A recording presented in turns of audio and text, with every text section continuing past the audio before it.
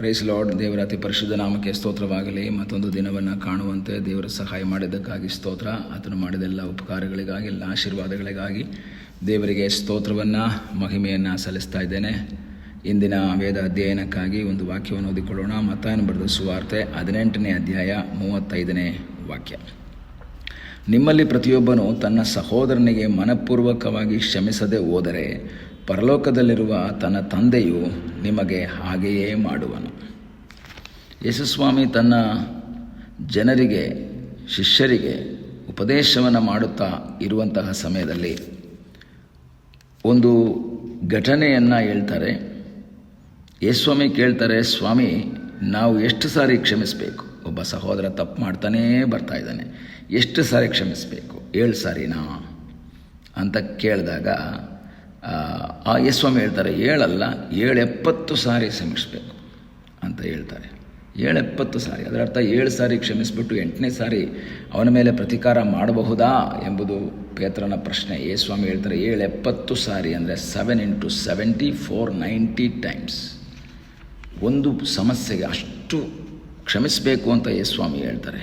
ಅದಾದ ಮೇಲೆ ಯೇಸುಸ್ವಾಮಿ ಒಂದು ಸಾಮ್ಯವನ್ನು ಹೇಳ್ತಾರೆ. ಒಬ್ಬ ವ್ಯಕ್ತಿ ಕೋಟ್ಯಾಂತರ ಸಾಲ ಮಾಡಿದ್ದಾನೆ. ಆ ಸಾಲ ಮಾಡಿದವನನ್ನು ಅರಸ ಹಿಡಿತಾನೆ. ಹಿಡಿದುಬಿಟ್ಟು ಏನು ಮಾಡ್ತಾನೆ, ನೀನು ಏನು ಮಾಡಬೇಕು, ಅದು ತೀರಿಸ್ಬೇಕು, ಇಲ್ಲ ಅಂದರೆ ಹೆಂಡತಿ ಮಕ್ಕಳು ಎಲ್ಲವನ್ನ ಮಾರ್ಬಿಟ್ಟು ನೀನಂದರೆ ತೀರಿಸ್ಬೇಕು ಅಂತ ಕೇಳ್ತಾನೆ. ರಾಜ ಹೇಳ್ತಾನೆ ಕೋಟ್ಯಾಂತರ ಸಾಲ ಮಾಡಿದ ವ್ಯಕ್ತಿಗೆ. ಆದರೆ ಅವನು, ಸ್ವಾಮಿ, ನನ್ನ ಕೈಲಿಲ್ಲ, ನನ್ನ ಕೈಲಿದ್ದಾಗ ಕೊಡ್ತೀನಿ, ಸ್ವಲ್ಪ ಟೈಮ್ ಕೊಡಿ ಅಂತ ಕೇಳಿದಾಗ ಅರಸನಿಗೆ ಒಂದು ಕನಿಕರ ಆಗಿ ಏನು ಮಾಡ್ತಾನೆ, ಆ ವ್ಯಕ್ತಿಯನ್ನು ಬಿಟ್ಟುಬಿಡ್ತಾನೆ. ಆಯಿತು, ನಿಧಾನಕ್ಕೆ ಕೊಟ್ಬಿಡು, ಅಥವಾ ಆ ಸಾಲವನ್ನೆಲ್ಲ ಬಿಟ್ಟುಬಿಟ್ಟು ನೀನು ನೆಮ್ಮದಿಯಾಗಿ ಇನ್ನೊಂದು ಸರಿ ಈ ಥರ ಮಾಡಬೇಡ ಅಂತೇಳಿ ಬುದ್ಧಿ ಉಪದೇಶಗಳನ್ನೆಲ್ಲ ಹೇಳಿ ಅವನನ್ನು ಕಳಿಸ್ಬಿಡ್ತಾನೆ. ಅವನು ವಾಪಸ್ ಹೋಗ್ತಾನೆ. ಬಹಳ ಹ್ಯಾಪಿಯಿಂದ ವಾಪಸ್ ಹೋಗ್ತಾ ಇರುವಾಗ ಈ ಕೋಟ್ಯಾಂತರ ಸಾಲ ಮಾಡಿ ಬಿಡಿಸಲ್ಪಟ್ಟಂತಹ ಈ ವ್ಯಕ್ತಿಗೆ 100 ಹಣ ಕೊಡಬೇಕಾದ ಇನ್ನೊಬ್ಬ ವ್ಯಕ್ತಿ ಸಿಗ್ತಾನೆ. ಇವನು ಕೋಟ್ಯಾಂತರ ಸಾಲ ಕೊಡಬೇಕಾಗಿತ್ತು, ಅದರ ಒಂದು ಮನ್ನಾ ಮಾಡಿಸ್ಕೊಂಡು ಇವನು ಬರೋ ದಾರಿಯಲ್ಲಿ 100 ರೂಪಾಯಿ ಕೊಡಬೇಕಾದಂತಹ ಒಬ್ಬ ವ್ಯಕ್ತಿ ಸಿಗ್ತಾನೆ. ಅವನನ್ನು ಇವನು ಹಿಡ್ಕೊಳ್ತಾನೆ, ಕೊಡು, ಸಾಲ ತೀರಿಸು ಅಂತ ಹೇಳ್ತಾನೆ. ಆಗ ಆ ಸೇವಕನೂ ಸಹ ಇವನು ಯಾವ ಥರ ಆ ರಾಜನ ಬಳಿಯಲ್ಲಿ ಮಾಡಿದ್ನೋ ಅದೇ ರೀತಿಯಲ್ಲಿ ಇವನು ರಿಕ್ವೆಸ್ಟ್ ಮಾಡ್ಕೊಳ್ತಾನೆ, ಕಾಲಿಗೆ ಬಿದ್ದು, ಸ್ವಾಮಿ ಸ್ವಲ್ಪ ತಾಳ್ಕೊ, ನಾನು ಕೊಡ್ತೀನಿ, ಕೊಡಲ್ಲ ಅಂತ ಹೇಳಲ್ಲ, ಕೊಡ್ತೀನಿ, ತೀರಿಸ್ತೀನಿ ಅಂತ ಹೇಳಿದಾಗ ಅವನು ಒಪ್ಪೋದೇ ಇಲ್ಲ. ಅವನು ಒಪ್ಪದೆ ಏನು ಮಾಡ್ತಾನೆ, 30ನೇ ವಾಕ್ಯ ಹೇಳುತ್ತೆ, ಆದರೆ ಅವನು ಒಪ್ಪದೆ ಹೊರಟು ಹೋಗಿ ಆ ಸಾಲ ತೀರಿಸುವ ತನಕ ಅವನನ್ನು ಸೆರೆಮನೆಯಲ್ಲಿ ಹಾಕಿಸಿದನು.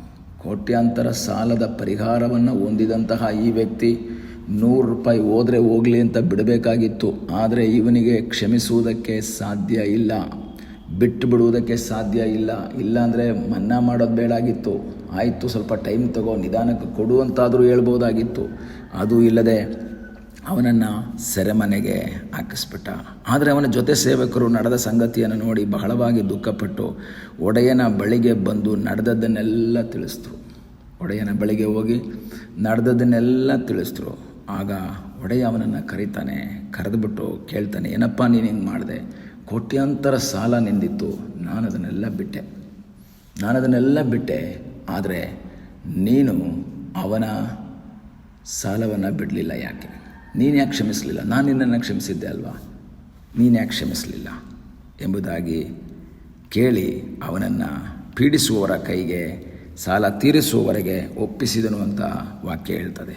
ಹಾಗಾದರೆ ನಮ್ಮ ಜೀವಿತದಲ್ಲಿ ನಾವು ಸಹ ಪರಸ್ಪರ ಕ್ಷಮಿಸುವ, ಸಹಿಸುವ ಮನಸ್ಸುಳ್ಳವರಾಗಬೇಕು. ಯಾಕೆ ಗೊತ್ತಾ, ಕೆಲವರು ಹೇಳ್ತಾರೆ ನಾನು ಸತ್ತರೂ ಕ್ಷಮಿಸಲ್ಲ ಅಂತ.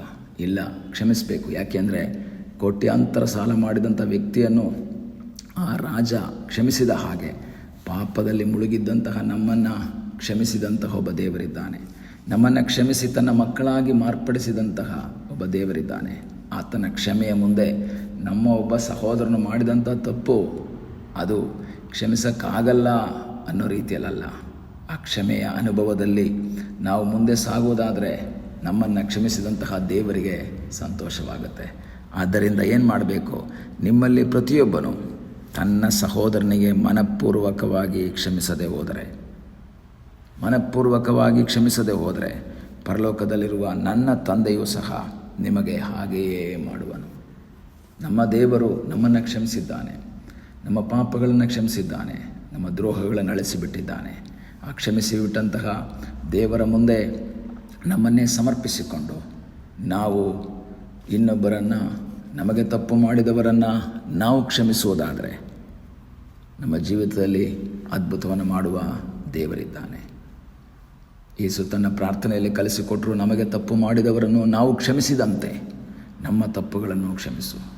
ನಾವು ಆ ಪ್ರಾರ್ಥನೆ ಹೇಳಬೇಕಾದ್ರೆ ಕ್ಷಮಿಸಿದಂತೆ, ಕ್ಷಮಿಸುವಂತೆ ಅಂತಲ್ಲ, ಕ್ಷಮಿಸಿದಂತೆ. ನಾವು ಆಲ್ರೆಡಿ ಕ್ಷಮಿಸಿ ಪ್ರಾರ್ಥನೆಯನ್ನು ಮಾಡಬೇಕು.